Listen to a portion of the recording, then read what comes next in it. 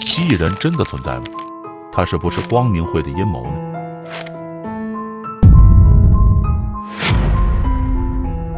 这些标志是不是光明会控制世界的证据呢？51区里真的躺着外星人的尸体吗？他们早已经和人类达成了某些协议吗？这些应该是政府需要隐瞒的事情。让我们来看政府不会让你知道的10件神秘档案。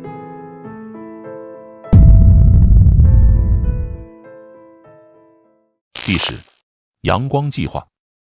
2001年，英国报道美国能源部的解封文件揭露，在50到70年代，在一项名为阳光项目的实验，英国、美国未经同意使用了6000多具婴儿尸体进行各种核试验，而尸体源自香港、澳大利亚、加拿大、南美、韩国、英美本地等等。这些婴儿被一一记录在文件的一份清单中，可是出于保密需要，清单里他们没有姓名，取而代之的是一串串的代码。在这一串冰冷的名单背后，更是反映了整个事件的参与者对于法律的漠视和道德的缺失。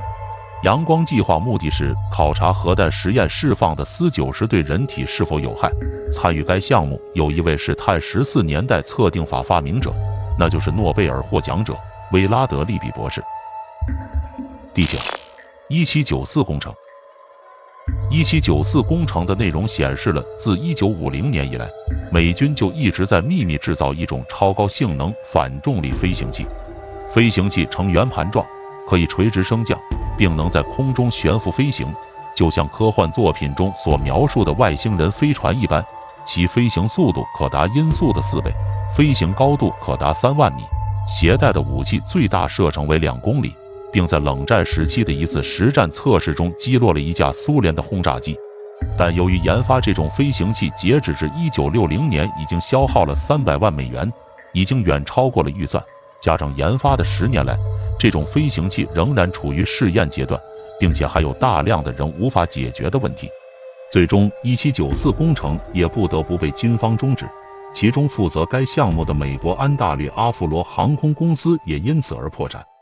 第8，美莱村大屠杀。美莱村屠杀是越战期间美军由于怀疑村民掩护越共逃亡，于1968年3月16日在越南广义省的美莱村进行的屠杀，男女老幼都被枪杀，亦有女性被轮奸和尸体被肢解。这件惨案被认为是越战的分水岭，推动美国国内的反战情绪。美国政府也从真相披露的1969年开始减少派遣至越南的军队数量。至于遇难者人数，不同的资料来源对于美莱村越南平民的实际死亡数目也各不相同。美国军方的官方报告只称168人死亡，其中20%是越南平民。越南的官方报告则称住在村里的900名平民中，有568名被杀害。而《纽约时报》的一条消息指出，双方政府私下同意，死亡数目在400人到500人之间。1971年3月31日，美国军事法庭因美国陆军中尉威廉·凯利下令开火而判处其终身监禁，经上诉后被减刑至4个半月。另有25人被起诉，但全都无罪释放。第7，光明会。光明会的源头可以追溯至16世纪，当时欧洲宗教发生了巨大的转变，产生了一个宣扬科学的教派——光明派。规模日益壮大的光明派对罗马教廷造成了巨大的威胁，罗马教廷遂用残暴的手段处置了许多光明派的教徒，光明派从此销声匿迹。1776年5月1日，因戈尔施塔特大学的哲学教授亚当·魏斯豪普特与几名学生成立了光明会。光明会如此短命的神秘组织，却在阴谋论者的笔下成为了控制美国乃至控制全人类的秘密组织。从美国独立战争、法国大革命、刺杀肯尼迪、美国登月、次贷危机等，都被认为是光明会在背后操纵。更有甚者称，光明会的背后还有神秘力量，那就是来自外太空的蜥蜴人。他们还在很多地方发现光明会的影子。当然，事情的真相我们永远搞不清楚。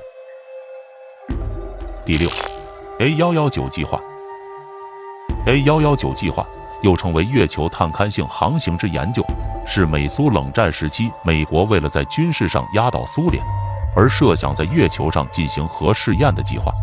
它原定于1959年执行，但后来被当局取消了。具体细节直到1990年代后期才为公众所知。在那之前，被119计划是最高机密，原因似乎是害怕在民众中引发负面反应，以及担心万一发射出现问题，将会对地面人员造成巨大威胁。另一个原因是辐射落尘可能会对未来的月球研究计划以及月球殖民计划造成影响。在计划取消后，新成立的美国宇航局全力以赴让人们登上月球，而不是将核弹送上月球。第五，中情局精神控制实验。在冷战初期，美国中央情报局参与了很多疯狂的实验项目，其中最惨绝人寰的可能是一个名为 MKUltra 的项目。美国政府当时为了能够100%地控制人类行动，将人类改造成杀人机器，于是进行了这个人类控制的实验计划。其实验的对象除了一般的军人外，也包括小孩，而小孩的来源则是从美国一些落后地区拐骗或绑架而来。工作人员使用药物及一些虐待手法，将他们的记忆给消除，他们会忘了原来的身份。在特定日子里，工作人员会带着他们进行光明会流传下来的活人血祭仪式。第四，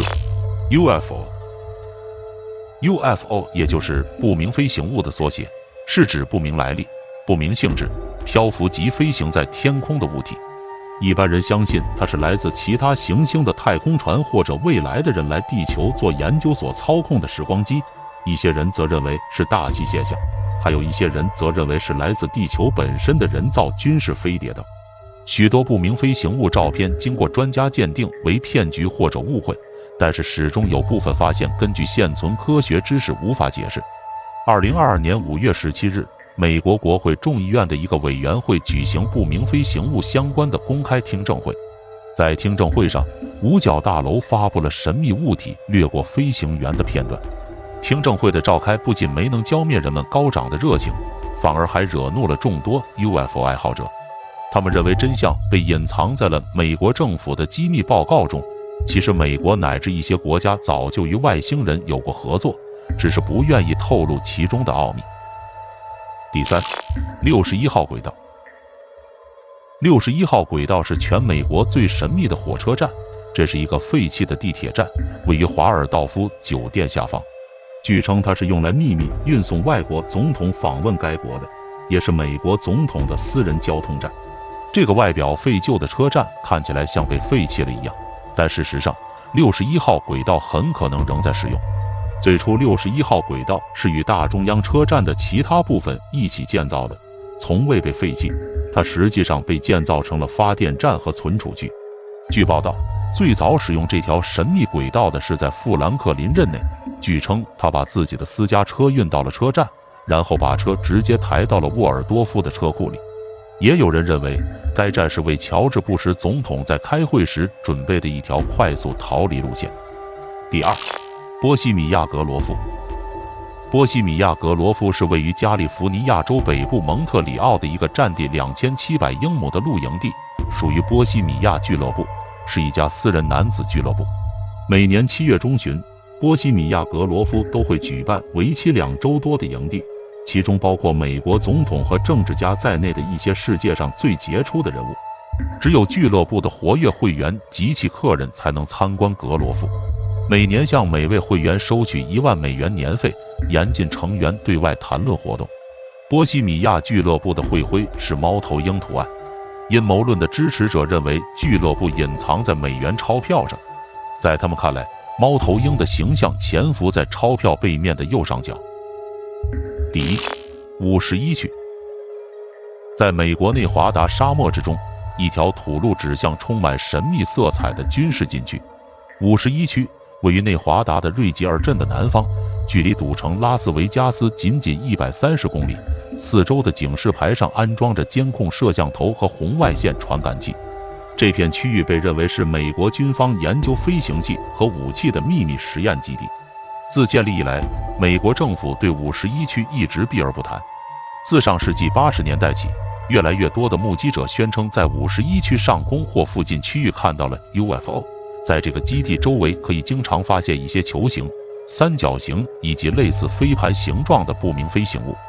而一种说法得到阴谋论者的广泛认可：51区是美军对外星人的秘密研究场所。一名自称曾在51区工作过的雇员鲍勃·拉扎宣称，他在1988年至1989年期间曾经以物理学家的身份在 S4 设施工作过。根据他的描述， S4 作为隐秘的军事设施，主要是用意向工程来研究外星航天器。他声称不仅亲眼看到了9个飞碟，而且他被要求研究飞船的反重力推动系统。此外，他还将碟形外星航天器的技术细节提供给了媒体，例如外星航天器的燃料称之为第115号元素。你认为这些机密神秘吗？有的会不会解开？欢迎在评论区讨论。我是所长，感谢收看，我们下期再见。